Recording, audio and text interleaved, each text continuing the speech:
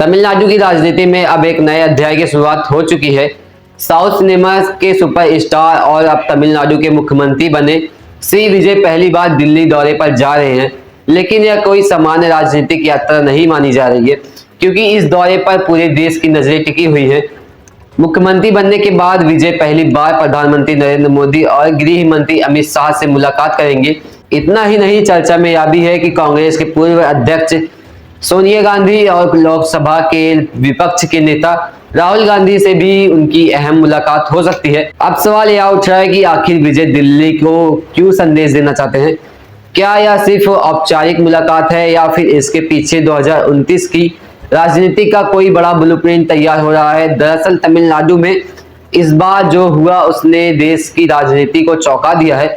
यही वजह है कि अब दिल्ली भी विजय को बेहद गंभीरता से देख रही है। सूत्रों की माने तो विजय इस दौरे में तमिलनाडु के लिए बड़े पैकेज और लंबी परियोजनाओं पर चर्चा कर सकते हैं। राज्य के लिए infrastructure, railway project, port development, industrial corridor, रोजगार योजना और कनेक्टिविटी से जुड़े कई बड़े प्रस्ताव केंद्र सरकार के सामने रखे जा सकते हैं। लेकिन इस पूरे दौरे की सबसे दिलचस्प बात यह है कि विजय फिलहाल टकराव की राजनीति से दूरी बनाते दिख रहे हैं। जहां पहले तमिलनाडु की राजनीति में केंद्र सरकार के खिलाफ तीखी बयान आम हुआ करते थे, वहीं अब विजय सहयोग और संतुलन का रास्ता अपनाते नजर आ रहे हैं। राजनीतिक विश्लेषकों का मानना है कि अगर विजय केंद्र के साथ मजबूत तालमेल बनाए रखते हैं तो दक्षिण भारत की राजनीति में बड़ा बदलाव देखने को मिल सकता है, क्योंकि पहली बार कोई ऐसा नेता उभर कर सामने आया है जिसकी लोकप्रिय सामने निकलकर सीधे सत्ता तक पहुंच चुकी है और जिसकी स्वीकारता युवा वोटर्स बेहद तेजी से बढ़ रही है। दिल्ली दौरे के दौरान विजय जेएनयू में तमिल सत्ता कवि तिरुवल्लुवर की प्रतिमा का उद्घाटन भी करेंगे। इसे केवल सांस्कृतिक कार्यक्रम नहीं माना जा रहा है, बल्कि तमिल पहचान राष्ट्रीय राजनीति के बीच संतुलन साधनों की रणनीति के तौर पर देखा जा रहा है।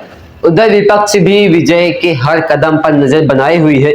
डीएमके और एआईएडीएमके दोनों ही यह समझ चुके हैं कि अगर विजय ने राष्ट्रीय राजनीति में अपना पकड़ मजबूत कर लिया तो आने वाले वर्षों में तमिलनाडु की पूरी राजनीतिक समीकरण बदल सकती है।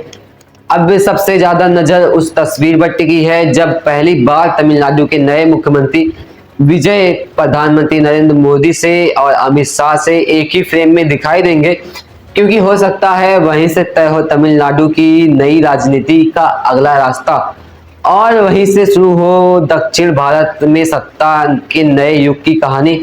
फिलहाल इस पूरे मामले पर आपकी क्या राय है? क्या विजय केंद्र के साथ मिलकर नई राजनीति करेंगे या फिर सिर्फ एक राजनीतिक मुलाकात है? आपकी क्या राय है? हमें कमेंट करके जरूर बताइए। तब तक के लिए मिलते हैं इस वीडियो में।